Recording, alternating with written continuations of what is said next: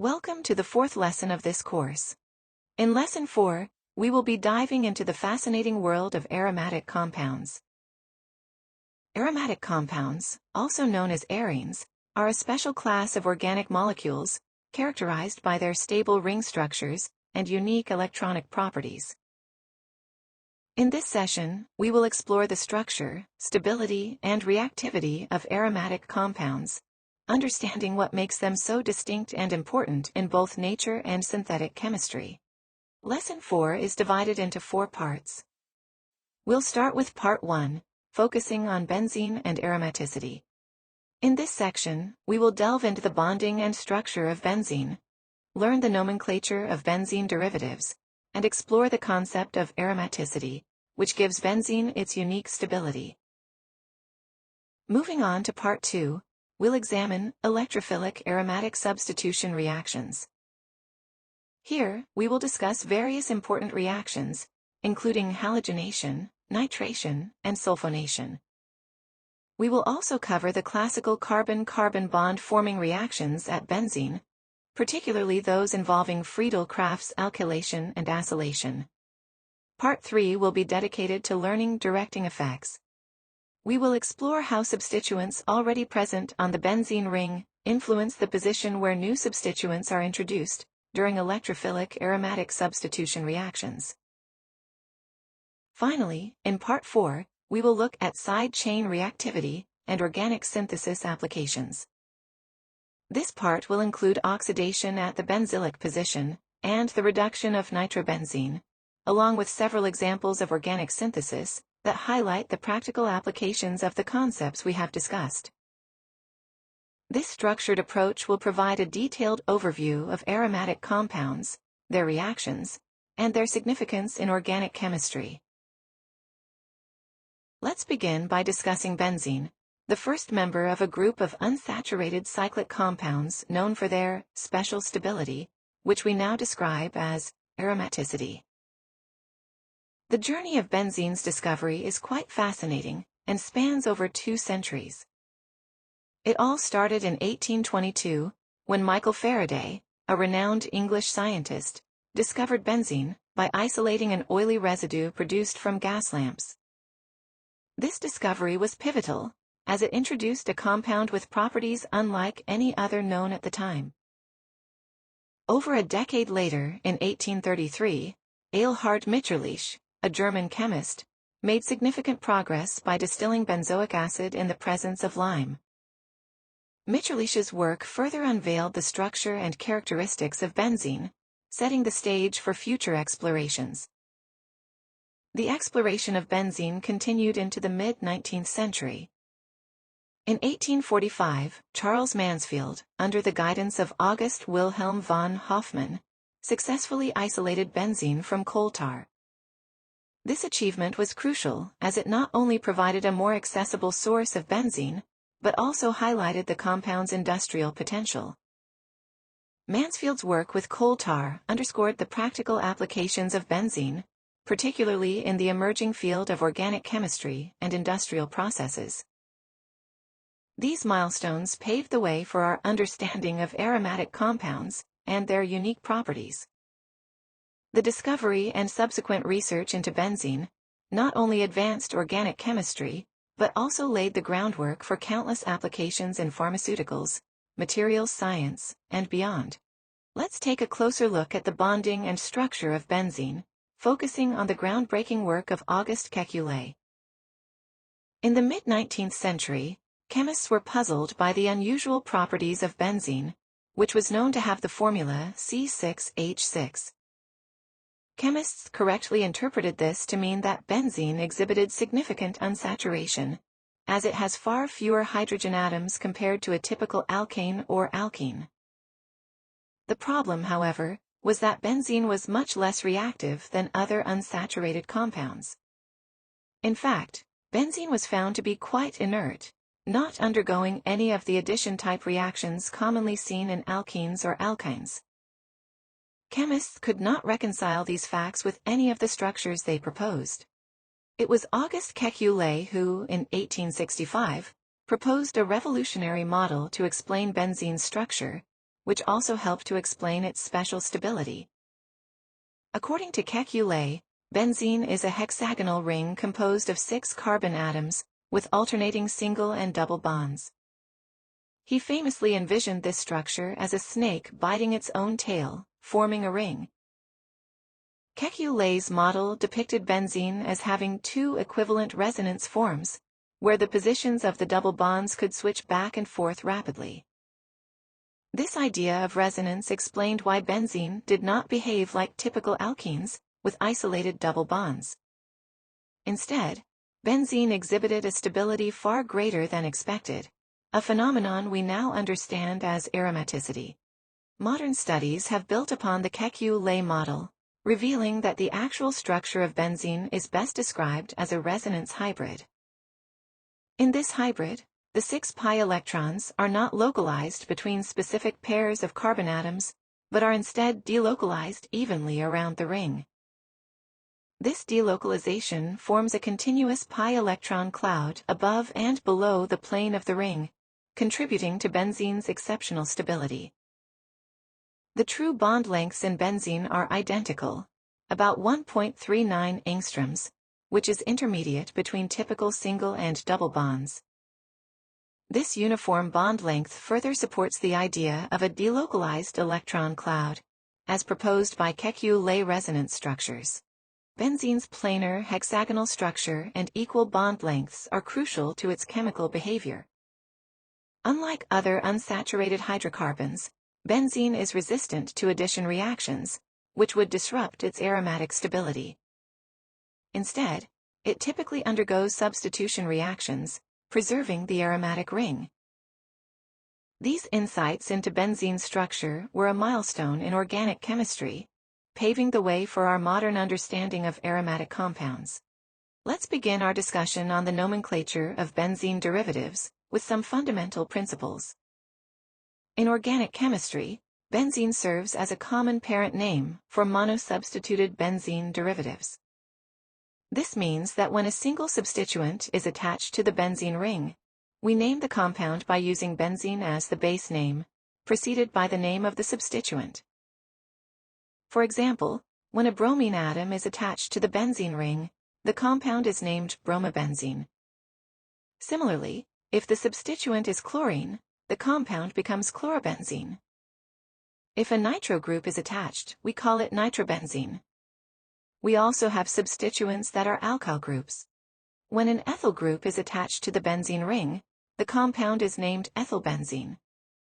Likewise, if the substituent is a propyl group, we refer to it as propylbenzene.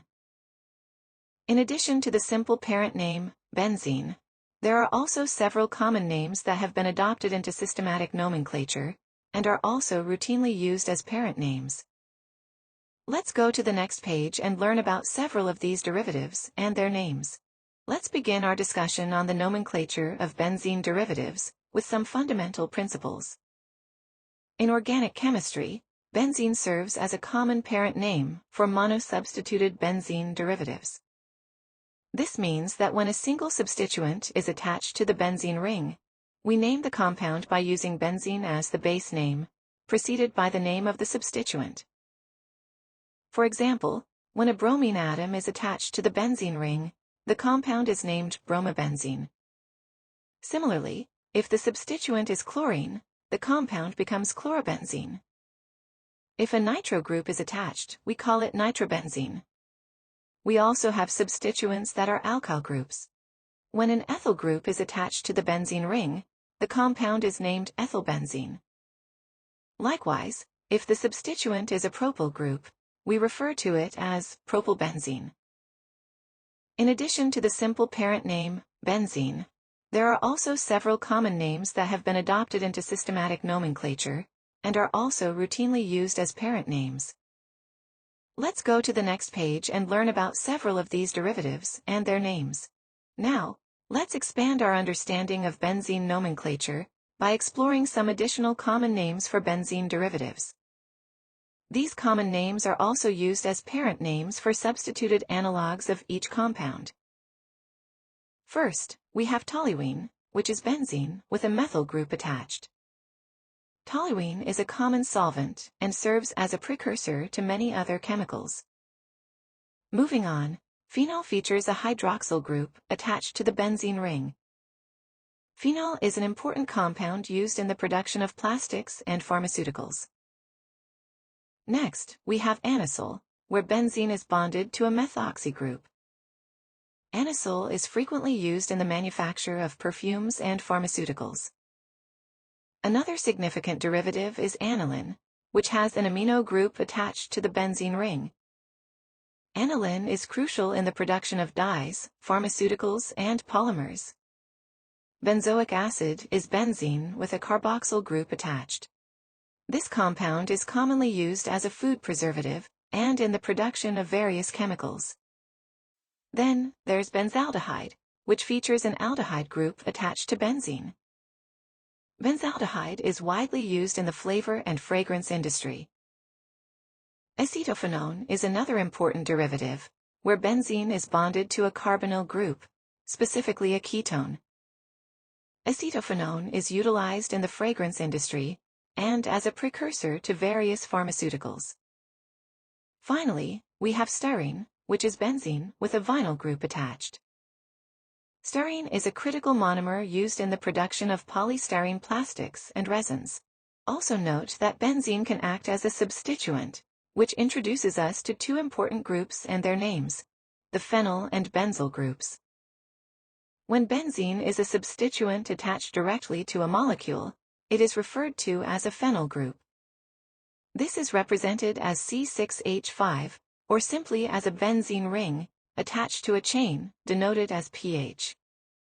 The phenyl group is commonly encountered in many organic molecules, and plays a crucial role in various chemical reactions and properties. In addition to the phenyl group, we also have the benzyl group. This occurs when benzene is attached to a molecule through a CH2 group. The entire structure, PHCH2, is named benzyl. This group is significant because the presence of the CH2 spacer introduces different reactivity and properties compared to the phenyl group. Understanding the distinction between the phenyl and benzyl groups is essential, as we will see that these two groups have very different effects in terms of their chemistry and the properties they impart to the parent chains to which they are attached. As a side note related to our previous discussion on benzene as a substituent, let's consider a couple of important points. First, when the substituent attached to benzene is larger than the benzene ring itself, the substituent becomes the parent chain. For example, in the compound 1-phenylheptane, the heptane chain is longer than the benzene ring, so heptane is the parent name, and the benzene ring is treated as a phenyl substituent. Secondly, in chemical structures, benzene rings are often represented with the abbreviation PH, for phenyl, or with the Greek letter phi symbol. This shorthand notation simplifies the drawing and interpretation of complex molecules. For instance, in the molecule shown here, you can see the benzene rings represented by PH, or by the phi symbol, making it easier to recognize the presence of multiple phenyl groups attached to the central ring. Now let's discuss the nomenclature for disubstituted benzene compounds, which involves the terms ortho, meta, and para. These terms are used to specify the relative positions of two substituents on a benzene ring. Ortho, written with the symbol O, indicates that the two substituents are adjacent to each other on the benzene ring, specifically at positions 1 and 2. For example, in orthodichlorobenzene, the molecule has two chlorine atoms attached to adjacent carbon atoms on the benzene ring at positions 1 and 2. Meta, written with the symbol M, means the substituents are separated by one carbon atom, located at positions 1 and 3. An example of this is metadichlorobenzene, where the chlorine atoms are positioned at the 1 and 3 locations on the benzene ring. Para, written with the symbol P, indicates that the substituents are opposite each other, at positions 1 and 4. For instance, in paradichlorobenzene, the chlorine atoms are situated at positions 1 and 4. Another example of para-substitution is paraxylene, which has two methyl groups attached at the 1 and 4 positions on the benzene ring. Additionally, we have para-chlorobenzene sulfonic acid, where the benzene ring has a chlorine atom at the 1 position and a sulfonic acid group at the 4 position. Now that we have covered the essentials of nomenclature for benzene and its derivatives, we can begin discussions about its chemistry and reactions. Let's go to the next page and start by learning about the origin of benzene stability and the theory of aromaticity. To understand the chemistry of benzene and other aromatic compounds, we need to first discuss the concept of aromaticity. Aromatic compounds exhibit a special stability that renders them inert to the typical addition reactions of alkenes and other unsaturated compounds. This unique stability is known as aromatic stabilization. This aromatic stabilization causes benzene and other aromatic compounds to be much less reactive than other unsaturated compounds. To illustrate, let's compare a few compounds. Cyclohexene, an unsaturated cycloalkane, readily undergoes addition reactions with bromine. This is exactly what we would expect for an alkene. The unsaturation provided by the pi bond allows us to add additional atoms, like bromine, across the double bond. Benzene, however, when treated with the same conditions, does not undergo addition with bromine, despite having 4 double bonds. Another example we can compare with is the reaction of styrene with bromine. When styrene is treated with bromine, the addition reaction occurs, but only one molecular equivalent of Br2 is added, and the bromine is only added to the acyclic alkene portion of the molecule that is attached outside of the ring. Nothing happens to the benzene ring itself. Similarly, compounds like naphthalene, anthracene, and azylene are examples of aromatic compounds that exhibit this special stability. On the other hand, some compounds, such as cyclobutadiene and cyclooctatetrene, do not have this special stability and are not classified as aromatic compounds, despite looking, superficially, like they might be in the same category as benzene. So what exactly are the criteria that make a compound aromatic? For a compound to be aromatic, it generally needs to meet 4 key criteria. First, the compound must have a cyclic structure. This means that the atoms in the molecule form a ring. For instance, benzene is a classic example of a cyclic structure, where 6 carbon atoms are connected in a hexagonal ring. Second, the compound must be planar, meaning all the atoms in the ring lie in the same plane. This planarity allows for the effective overlap of p orbitals. For example, naphthalene, which consists of 2 fused benzene rings, is entirely planar, contributing to its aromatic stability. Third, the compound needs to be fully conjugated, with alternating single and double bonds around the ring. This conjugation allows for a continuous overlap of p orbitals, creating a delocalized electron cloud. Benzene, with its alternating single and double bonds, is a prime example of a fully conjugated system, allowing the pi electrons to move freely around the ring. Finally, the compound must contain a Huckel number of pi electrons, following the rule 4n+2, where n is a non-negative integer, such as 0, 1, 2, 3, and so on. This rule helps determine the number of pi electrons that contribute to the aromaticity. For example, benzene has 6 pi electrons,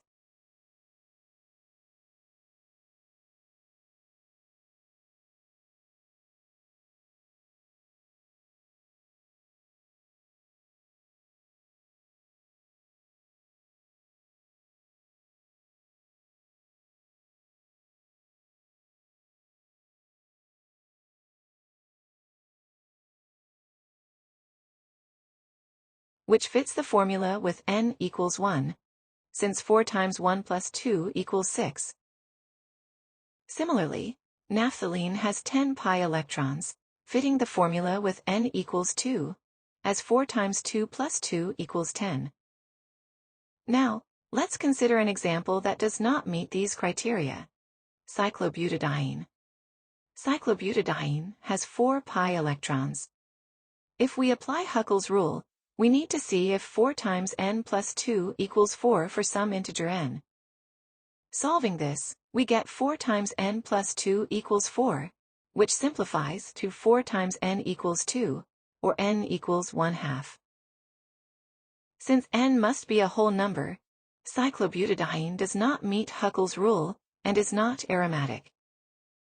In fact, cyclobutadiene is highly unstable and reactive, which contrasts sharply with the stability seen in aromatic compounds like benzene.